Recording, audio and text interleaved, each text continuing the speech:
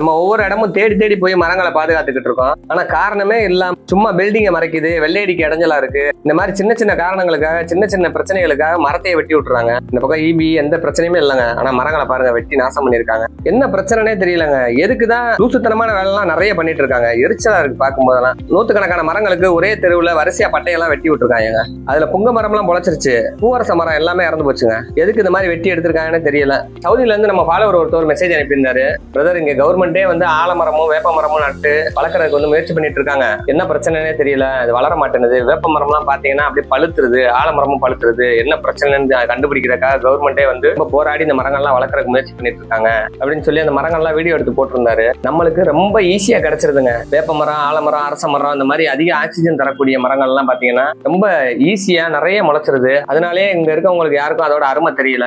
அந்த கவர்மெண்ட்டுக்கு அந்த அருமை தெரிஞ்சனாலதான் அதை வளர்க்கறதுக்கு முயற்சி பண்ணிட்டு இருக்காங்க. ஒரு அரசாங்கமே அந்த மரத்தை வளர்க்கறதுக்கு வந்து முயற்சி பண்ணிட்டு இருக்காங்க. ஒருவேளை அந்த மரங்களுக்கு மாட்டு சாணம்லாம் உரமா போட்டா நல்லா வருமா என்னவோ தெரியலங்க.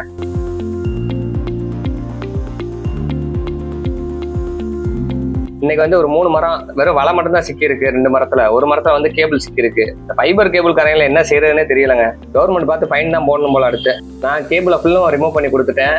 அடுத்து ஹரி ஒரு மரம், சஞ்சய் ஒரு மரம் தனித்தனியா இன்னைக்கு வெட்டி ரெஸ்கியூ பண்ணணும்னு சொல்லி தான் பண்ணோம். கேபிளை நான் ரிமூவ் பண்ணிட்டேன். கேபிள் நல்லா இறுக்கி கட்டி டைட்டா இருக்குங்க மரத்தோட. இன்னும் கொஞ்ச நாள் ஆச்சுன்னா உள்ளுக்குள்ள மரத்துக்குள்ள பதிஞ்சிரும். இப்பவே மரத்தை வந்து நெருக்கி ஆரம்பிச்சிருச்சு.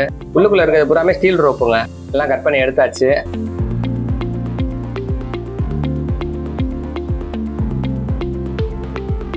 அடுத்து பார்த்தா பக்கத்துலேயே வந்து அடுத்தடுத்து 2 மரம் வந்து வலையில சிக்கிருக்கு. வெறும் வலை மட்டும் தான், பட்டா இல்லை. நல்ல வேலையா மண்ணுக்குள்ளேயும் இல்லை, மண்ணுக்கு வெளியில மட்டும்தான் இருக்கு.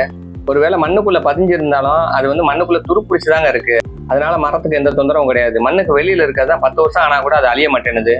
நிறைய பேர் வந்து மண்ணுக்குள்ள இருக்கு, மண்ணை தோண்டி வெட்டுங்கன்றாங்க. மண்ணை தோண்டினாலே அது உள்ள ஒண்ணுமே இருக்காது. அதனால ஒன்றும் பிரச்சனை இல்லை, அது அப்படியே விட்டுறலாம். வெளியில மட்டும் வெட்டி விட்டாலே போதுங்க.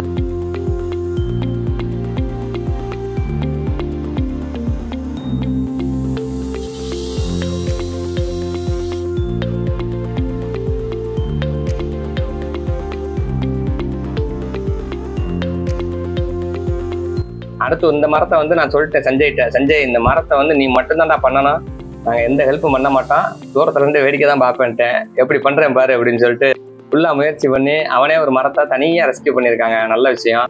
மாடு பிடிமாடாயிருச்சு. சஞ்சய்க்கு வாழ்த்துக்கள்.